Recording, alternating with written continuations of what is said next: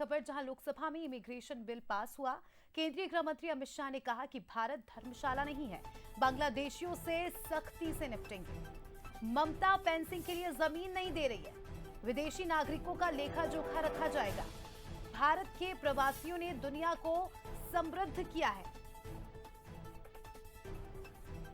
तो बांग्लादेशियों से सख्ती से निपटेंगे।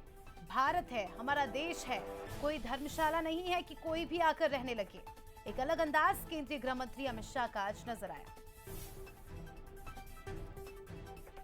जो यहां सुचारू रूप से अपने देश के कानून के हिसाब से भारत की व्यवस्था को कंट्रीब्यूट करने के लिए आते हैं, व्यापार के लिए आते हैं, शिक्षा के लिए आते हैं, R&D के लिए आते हैं, लीगल सिस्टम को मजबूत करने के लिए आते हैं, वो सभी का स्वागत है मान्यवर।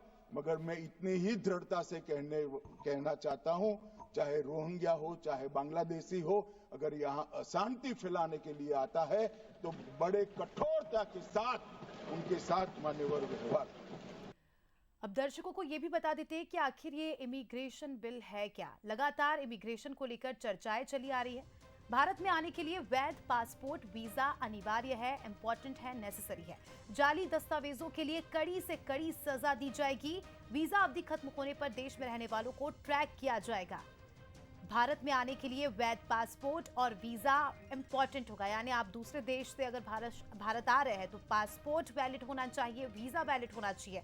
और अगर वीजा की लिमिटेशन खत्म हो गई है तो भी भारत में रहने की इजाजत नहीं है।